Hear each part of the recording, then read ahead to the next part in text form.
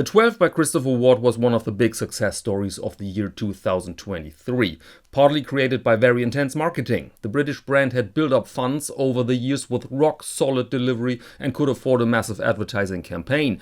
But the 12 was also successful because of undeniable strengths like a unique design and the immaculate quality Christoper Ward is known for.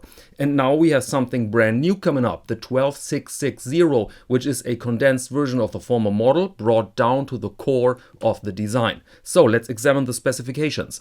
The 12660 is a hand-wound watch with a case diameter of 38 mm, a length lug-to-lug of 43.3 and a height of 6.6.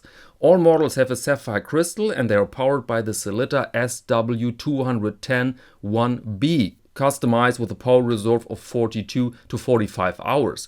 The construction is waterproof up to 30 meters and you can choose between 4 dial colors: blue, white, green and black. The black watch has a coating and is a smidgen more expensive, and every model comes on a steel bracelet or on a rubber strap. Prices start at 1,805 euros including VAT or 1,660 US dollars without VAT. So what did they do?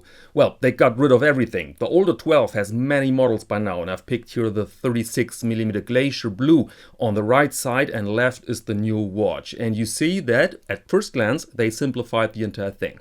Hands, indices and of course the dial structure have a new appearance. Very pure, without loom and without the dial pattern, which was and is an essential piece of the 12.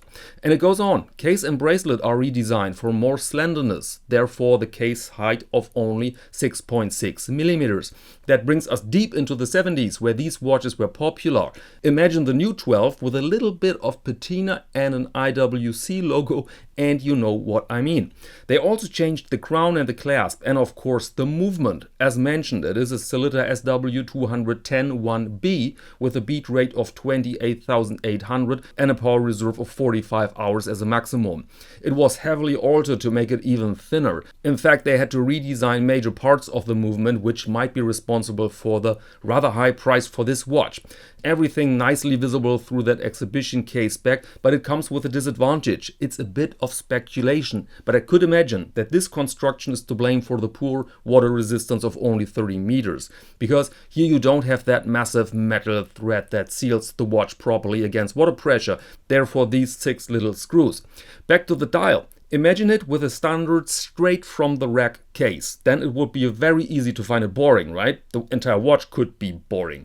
But the simplicity now stands in sharp contrast to the case, which is altered but still very complex. The bezel still has these 12 facets and the center plate of the case, let's call it motherboard, also shines with a lot of beveled edges and a mixture of brushing and high polishing.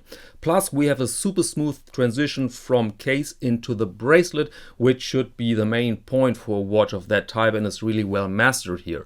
So in total we end up with a mix of minimalist design and complex shapes. Does that work? Certainly a matter of taste, but I personally have the feeling that they went a smidgen too far with the simplicity. Was this really the search for the core of the design? Or a marketing measure?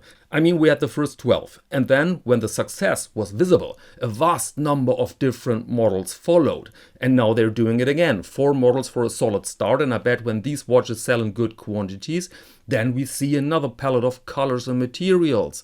And don't get me wrong, I'm not criticizing this strategy. It's reasonable to invent new products, but is this product convincing when you see it only through the lens of a watch geek and not with the eyes of a marketeer? I'm not sure, to be honest. Let me know in the comments, what do you think?